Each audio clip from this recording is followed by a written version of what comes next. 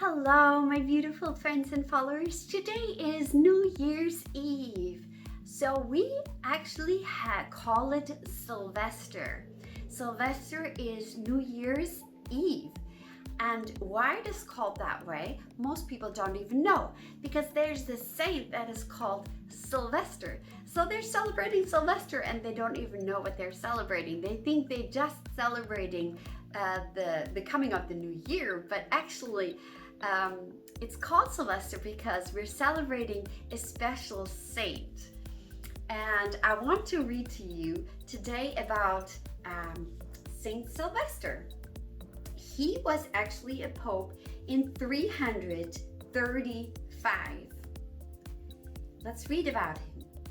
When you think of this pope, you think of the Edict of Milan, the emergence of the church from the catacombs, the building of the great basilicas, St. John Lateran, St. Peter's, and others, the Council of Nicaea, and other critical events.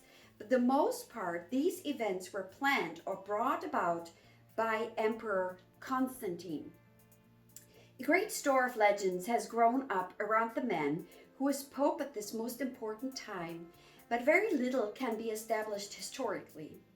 We know for sure that this papacy lasted from 314 until his death in 335. Reading between the lines of history, we are assured that only a very strong and wise man could have preserved the essential independence of the church in the face of the overpowering figure of the Emperor Constantine. The bishops in general remained loyal to the Holy See, and at times expressed apologies to Sylvester for undertaking important ecclesiastical project at the urging of Constantine. It takes deep humility and courage in the face of criticism for a leader to stand aside and let events take their course when asserting one's authority would only lead to useless tension and strife. Sylvester teaches us a valuable lesson for church leaders, politicians, parents, and others in authority, no matter where we are. To emphasize the continuity of holy orders, the recent Roman breviary in its biographies of popes ends with important statistics. On the feast of Saint Sylvester, it recounts, he presided at 7 December ordinations, at which he created 42 priests, 25 deacons, and 65 bishops for various sees. The Holy Father is indeed the heart of the church sacramental system, an essential element of its unity, and not only of its unity, but I've just learned also that the papacy, the rock, is really also a protector. So if he's stepping to the side, he's really letting attacks of the enemy in.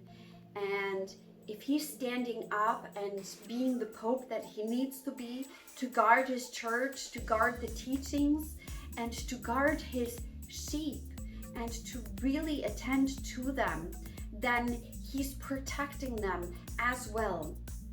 So I hope that you learned something, that I'm sure Sylvester was an authoritative person, as well as the Emperor Constantine. So somehow he managed to have the right balance of authority and being kind and letting things go at times when it was needed to keep the peace and not for the country maybe to split. And we also need that kind of wisdom in our families, because sometimes we need to say something and we need to put our foot down, but sometimes in order to keep the balance and the peace, we need to find that fine line of being able to let things go, not hold on to them, not to hold things personal, and to really weigh so we have balance in life. And this is also what I wish for the next year, that you would rather find more balance in your life. We need balance, especially in these hard and difficult times.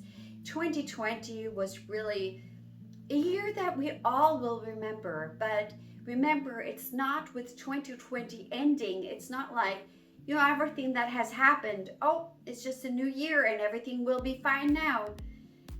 It will continue, and we will have to fight for our right, for the right, and for God. And never forget that we're in a battle, and whimping and whining will not help us, but truly pick up the armor of God. And one of the big things how you can fight if you don't have influence on circumstances, external circumstances, is to pray. And I've just did a series in November on prayer, teaching about prayer, how to make it more effective, and also really praying with you. I have videos out there that you can pray with me, and do it often with the intention for your family, for God, for the world. We all need help. So I want to ask you to pray more, to meditate more, to find more balance in life, and not only start off strongly in the first 2 weeks of the new year with the New Year's resolutions, but truly finding a balance. That means don't go to an extreme that you cannot hold up. When we go to an extreme, we have the energy to do it for a few days or 2 weeks, and then we're just letting it slip and slide.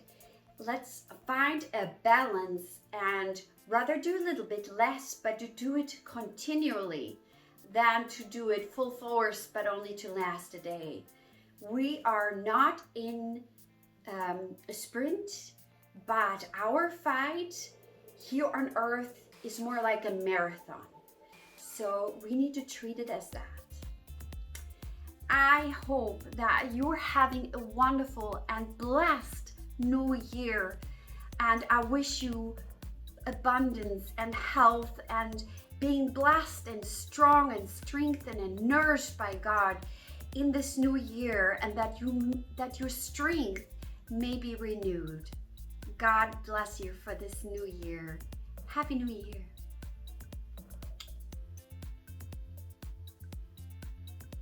Oh, just before I forget, the next video will come this Friday, and then also on the 8th of January, I think that's the Friday afterwards, and then I probably will take a break.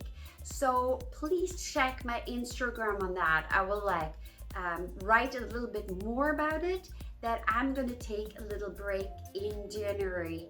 I've been doing so much content that I'm truly in need of a little break. And I'm gonna announce how long that break is gonna be. So God bless you.